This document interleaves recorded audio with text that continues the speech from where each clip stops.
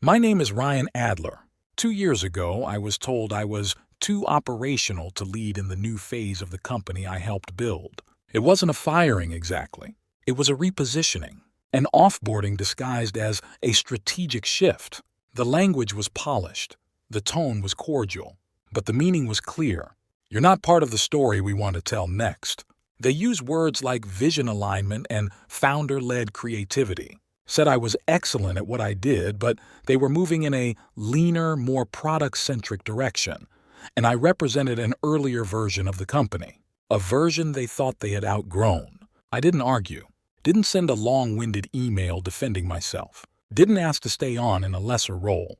I just packed up my laptop, exported the final version of the handoff doc they'd barely glanced at, and walked out. What they didn't realize, or maybe didn't care about, was this. I wasn't the loud one. I wasn't the face on the decks or the name on the press releases. But I was the one who made sure everything they promised didn't collapse 5 minutes after launch. I was the reason fulfillment didn't fail when client demand surged overnight. I was the one who saw the billing logic was about to create a cascading refund nightmare. I was the one who rewrote half the partner API documentation on a Sunday night because legal would have tanked the deal if we didn't fix it by Monday. They thought all that could be automated now. They thought the company had outgrown careful. The pivot was bold, a full repositioning of the company's value prop. From infrastructure services to a sleek platform-as-a-service model, they hired a new product strategist from the Valley, brought in an ex-accelerator coach to reshape the narrative, started calling the ops team execution enablement. I watched it happen from the sidelines. The Slack updates, the LinkedIn threads, the keynote clips. They smiled more, wrote longer mission statements, got quoted in industry blogs. But the systems underneath, same as before. Only now, the people who knew how to stabilize them were gone.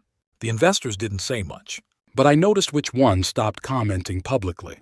Noticed when term sheet language on the next round got quieter. Noticed that the core assumptions behind the pivot were the same ones I'd flagged a year earlier, in a doc labeled Operational Fragility Risks Internal Only. They never opened it. I knew that because I'd tracked the doc views. 0. So I left without protest. But I didn't forget. I archived everything I'd built, every process map, escalation sequence, and client signal flag. Not out of resentment, out of pattern recognition. Because in startups, people often confuse change with progress. And when that illusion cracks, they always come looking for the person who remembers how it was built in the first place. For the first 6 months after I left, I said nothing. No posts, no side comments, no quiet told you so to the few people who still texted me updates. I didn't need to speak, because the numbers were already doing it for me. They launched the pivot exactly 6 weeks after I left. New site, new tagline, new pricing model. Everything had been stripped down to look sleek, simple, scalable. From the outside, it looked clean. From the inside, I could already hear the stress fractures forming. The platform hadn't been designed for what they were now promising. What used to be a bespoke infrastructure service, built around client nuance, adaptable onboarding, and hybrid integrations, was now a plug-and-play system. Only it wasn't. The onboarding process required 3 legacy workarounds, including a manual data mapping task that no one had ever fully documented. I know that because I was the one who used to handle it when it broke. Now, that part of the flow had been automated with a third-party tool the new team barely understood. The result? Clients started experiencing silent failures, where data appeared live but hadn't processed correctly. No alarms, no errors, just decisions being made on the wrong numbers, and no one noticed. They started pushing the product hard. One of the founders, the same one who told me I wasn't thinking big enough, gave a keynote at a mid-stage founder summit saying, "We learned that if you want to scale, you have to get out of the weeds, focus on vision. Systems can catch up." It got quoted on Twitter. Everyone clapped, except the clients, who started submitting more and more support tickets, none of which were routed through a central ops system anymore. That had been my job. Now, support was being triaged by AI. A chatbot was now the first line of defense, which would have been fine if 40% of our clients weren't enterprise-level teams with niche use cases that no AI could untangle. I watched as the pivot raised around. $18 million Series C. Valuation jumped. The narrative held, but I recognized the look in their eyes during a podcast interview. The hollow certainty of someone too deep to turn back, and too proud to ask if they missed something. They had. Meanwhile, I was consulting. Nothing flashy. Just a few quiet clients, companies in that awkward $5 million, $15 million ARR stage where ops still matters more than founder brand. They'd bring me into audit friction, why clients were leaving, why churn was creeping up, why product kept slipping deadlines even though engineering velocity was solid. And every time I'd see the same thing, vision without structure. Because no one likes the person who builds the brakes until they're already skidding into the wall. I became the brakes, quietly, precisely, without asking for credit, and one by one my systems worked. Clients stayed, margins improved, teams started sleeping again. Then, about 14 months after I left, I got a text from someone I hadn't spoken to in a year. One of the investors, simple, just said, "Still thinking operationally?" I didn't answer right away, because I knew what was coming. They were feeling it. The pivot had gone wide, but not deep. And now the foundation they thought they didn't need was crumbling under their feet.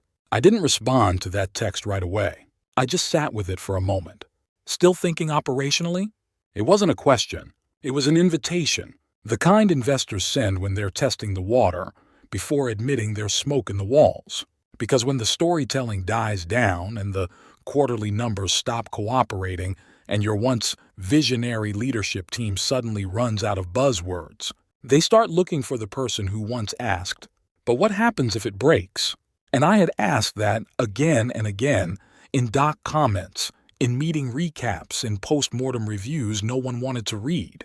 That quarter, the company missed its revenue target by 22%. Retention dropped across two core segments. NPS scores fell off a cliff. Enterprise clients were slipping away quietly, not with rage, but with indifference. That's worse, because anger means they still want you to fix it. Silence means they've already moved on. They tried to plug the holes, launched a retention excellence initiative, brought in 2 mid-level managers from a well-known B2B SaaS. The new team rolled out email sequences, re-onboarding flows, new FAQ pages. The numbers kept sinking because they were addressing symptoms, not the structure. Meanwhile, a few ex-colleagues started pinging me. "You seeing what's happening? They're redoing the client workflow again. 3rd time in 6 months. Product says usage is fine, but accounts keep ghosting. Nobody's talking about ops again." I didn't gloat, didn't screenshot, didn't smile. Because I knew how this ended. When the people holding the roof up are told they're too tactical, the roof doesn't collapse overnight. It bends, quietly, until no one wants to stand under it anymore. Then came the email, not from the founder, not from the CEO, from one of the partners at the fund. The subject line was simple: exploratory conversation. The body of the email was even shorter. "Would you be open to a quick call next week? Informal. Off the record." I replied the same day. We spoke 2 days later. No small talk, just a quiet acknowledgement. They executed the pivot with speed, but not with stability. It worked on paper, but the paper's starting to curl. We need someone who can steady the core without sending up flares.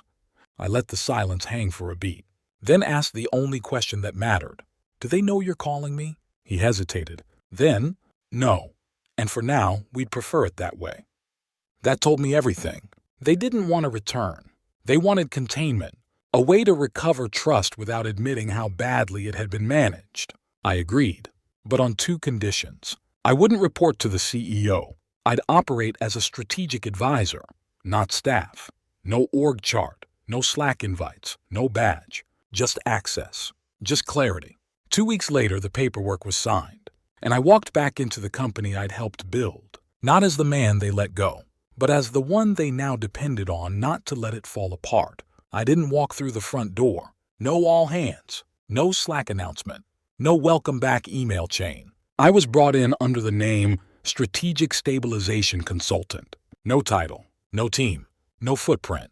That's how the fund wanted it. They said, you'll sit in on key reviews, no names, no visibility.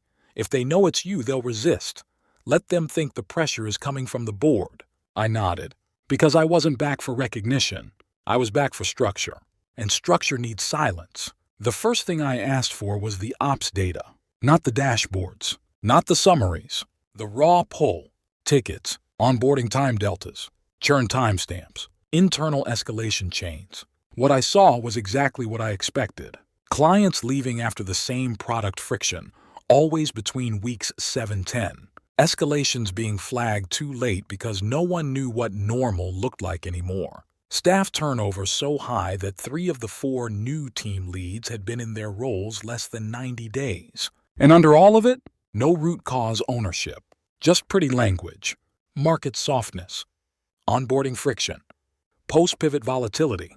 What it really was? No one left who knew where the weight lived. No one tracking the manual patches that had once bridged system gaps. No one mapping signal drop-off. No one. Until now. In week 2, I sat silently in a product strategy meeting.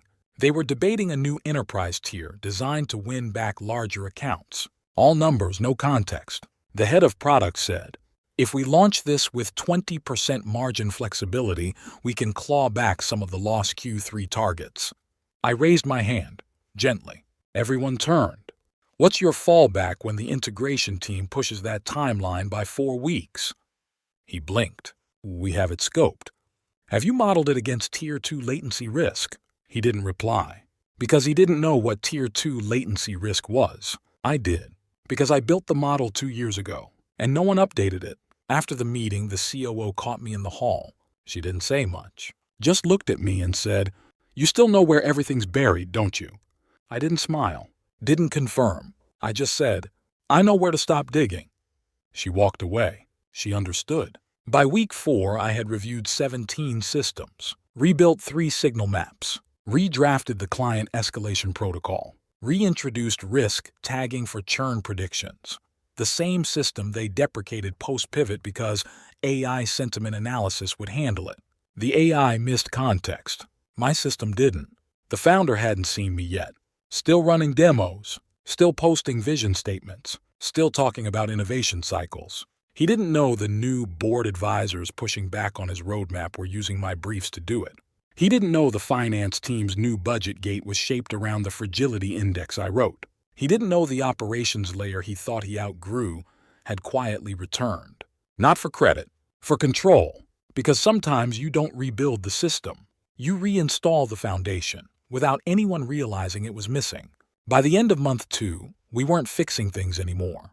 We were replacing them, silently, permanently. No press releases, no org changes, just friction disappearing. I called it quiet inversion. The process of systematically swapping out failed vision-first assumptions with operational truths, without setting off alarms. It started small. I rebuilt the renewal forecast model to track behavioral hesitations instead of NPS scores. I removed automation from Tier 2 onboarding handoffs and assigned them back to a real person, one who could see nuance. I rerouted all escalation cases over 10 days old straight to a shared inbox that only 2 people could access, the board's integration team and me. Within 4 weeks, resolution time dropped 28%. Within 6, churn decelerated.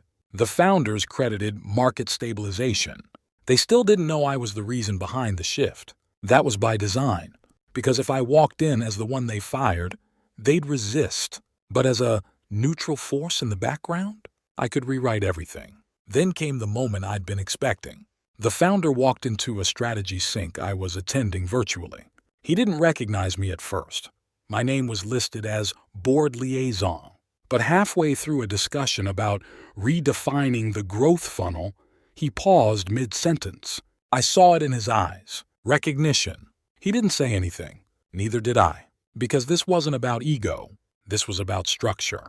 Later that week, he sent a message. Didn't realize you were consulting. Appreciate you keeping things moving. I replied. It's been good to stabilize what's working. He didn't respond, but I know he reread it. Twice. By quarter's end, the board restructured the roadmap approval process. Every initiative now needed a success projection, a downside tolerance window, a shadow model. Essentially, what happens if everything breaks? That shadow model was mine. It was the exact template I tried to implement 2 years ago, the one they ignored because it didn't scale well into the narrative. Now it scaled perfectly, because the narrative no longer mattered. Only the outcome did. I wasn't in the leadership team Slack, didn't join team offsites, didn't post lessons learned threads on LinkedIn. But every time they made a major decision, someone in the room would pause and ask, "What does the board advisory say?" That advisory was me, and my answer, usually one word, no. Not out of obstruction, out of protection, because I wasn't there to move fast. I was there to stop the bleeding they didn't want to admit they caused. One of the junior product leads, new hire, smart, thoughtful, pulled me aside after a call. She said, "I don't get it. Why don't they just bring you in publicly? It's obvious you're running the second layer of logic behind everything." I said, "Because I'm not what they want to celebrate." She blinked. I continued, "They sold a story about what happens without people like me. If they admit I'm necessary, they admit they were wrong." She nodded slowly, then said, "Well, we're lucky you stayed close." That hit me, because she was right. I could have burned it down. I could have gone public, could have launched a rival, but I didn't, because what mattered more than being right was building something that still worked when everyone else gave up. And now they trusted the systems I wrote, even if they still couldn't say my name. And that was more power than any C title they could have offered me. By month 4, the company was no longer pivoting. It was quietly recentering. They didn't announce it. No one stood on a stage and said, "We got it wrong." But the signs were everywhere. Expansion plans shelved. Automation replaced with layered escalation. Vision decks shortened from 30 slides to 8. 3 executives moved on to new opportunities. And underneath it all, my frameworks were everywhere. Renamed, repackaged, but still mine. The churn heat map, rebranded as a client health dashboard, that was my manual risk grid from 2 years ago. The new integration readiness score, that came straight from my unpublished doc titled Signal Before Failure. The weekly leadership sync that now included escalation reviews, identical format to the ops meetings I used to lead. The ones they said were too focused on what already happened. Now they called it proactive stabilization. Funny how language bends when reality bites. I stayed invisible. That was the agreement. But I didn't stay silent. Every Friday, I submitted a 2-page brief to the board's oversight lead. Title: Pressure Points, Systemic Observations and Quiet Failures. It never used names. It didn't assign blame. It just asked the right questions. What assumptions underlie this launch timeline? What's missing from this NPS trend that isn't being reported? If X fails, who owns mitigation, and do they know that? These questions started showing up in meetings. Leaders began repeating my phrasing without knowing where it came from. And gradually, the room began to shift. Not louder, just sharper, less certainty, more clarity. They started looking not for affirmation, but for friction. That's how I knew the system was starting to heal.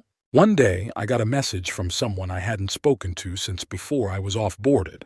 He'd been one of the most vocal during the strategic vision days, big on frameworks, small on follow-through. His message said, "Not sure who's behind these recent changes, but the ops layer finally makes sense again. We should have had this structure before the pivot." I didn't reply. Didn't need to, because the structure he was talking about was written in my language, and now it was the new standard. By the 6th month, the fund extended my engagement without discussion. Just a notice. Continuation authorized. Scope remains fluid. Judgment at your discretion. That was it. That last sentence? Judgment at your discretion. That was the point. They weren't asking for reports anymore. They were asking for boundaries. Because in startups, success is often measured by velocity. But sustainability? That's measured by who they turn to when the story breaks.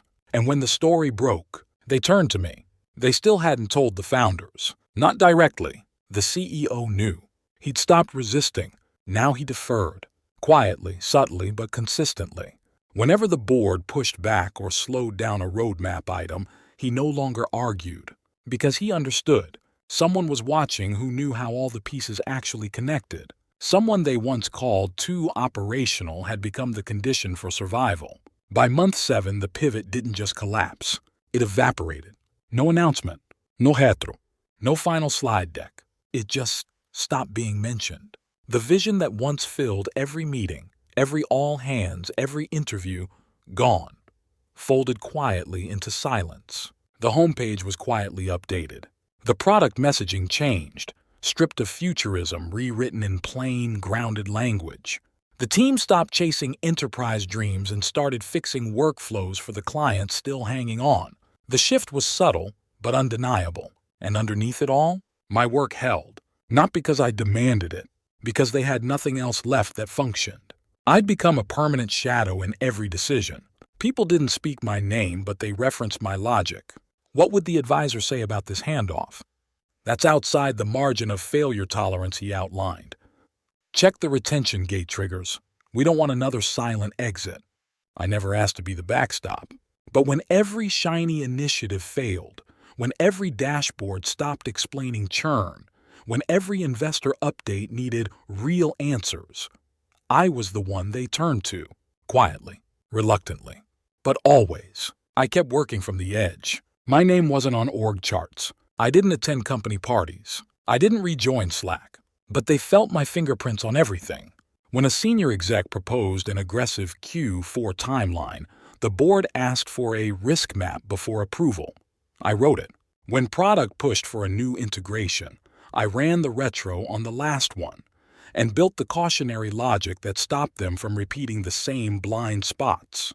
When a client flagged an issue with onboarding sequence drift, I fixed the friction in 36 hours without ever being seen. One of the newer execs finally asked in a leadership sync, "So, who actually owns this review layer?" Nobody answered, because the answer was complicated. The answer was, the guy you quietly let go 2 years ago. The one you dismissed as too tactical. The one who left without burning anything down, because he knew you'd eventually need the structure you didn't know how to value. A month later, I got invited, quietly, to attend an off-site, just to observe. The founder saw me across the room. He froze for a second, then kept walking. He didn't acknowledge me, didn't ask questions, didn't bring up the past. He didn't need to, because by now he knew the truth. Every functional system that kept his company from collapse, the onboarding logic, the retention guardrails, the capacity flags, the renewal triggers, had been written by the man they pushed out for thinking too small. I don't need apologies. Not anymore. Because the most honest recognition is this: dependence. They depend on the systems I built. They depend on the frameworks I authored. They depend on the judgment they once called too operational. And I give it, not out of spite, but because someone has to care about the things that break when vision outpaces reality. By the time the next fiscal year began, I was no longer an advisor. I was an institution, still not on the website, still no title, still no direct team. But nothing moved without passing through the logic I had written, tested, and embedded quietly over 8 months. The investors no longer asked if I was available. They assumed I was involved and structured deals around my continued participation. The board didn't ask me to explain decisions anymore. They asked me to sanction them. And the company? The company that once told me I was too operational now called my contribution non-optional. The founder never apologized. I didn't expect him to. But I noticed how he'd pause during roadmap reviews, not for effect, but out of hesitation, like he could feel the unseen hand shaping the boundaries. That hand was mine, and he knew it. At our final quarterly review, he stayed after the meeting, just the two of us. He didn't sit. He just stood at the edge of the table and said, "I used to think we needed people who could see around corners." He paused, then added, "Turns out we needed someone who knew where the floor gives out." I didn't respond, not because I didn't have anything to say, but because I already said everything I needed to, in the way I rebuilt their survival logic from the inside out. When the company finally stabilized, they floated the idea of bringing me in full-time. The offer was generous: equity, title, influence. I declined, not because I didn't appreciate it, but because I understood something they still didn't. My strength was never in being part of the machine. It was in knowing what holds it together when no one else is looking. I continued advising other companies, other messes, other stories where vision ran faster than infrastructure and broke everything on the way. And each time I was brought in, I listened first, quietly, because patterns repeat, and broken systems all carry the same fingerprints: churn without a map, growth without weight, vision without grounding. One day, I passed by the office building I once helped design the original ops layer inside. It was different now. New signage, new colors, new slogans on the windows. But I knew that underneath the rebrand, the heartbeat of the company pulsed on logic I'd left behind. And I realized something important. They didn't win because they pivoted. They survived because someone had cared enough to build something that didn't depend on ego. Someone who'd been told he wasn't strategic. Someone who had no seat at the table and still became the foundation under it.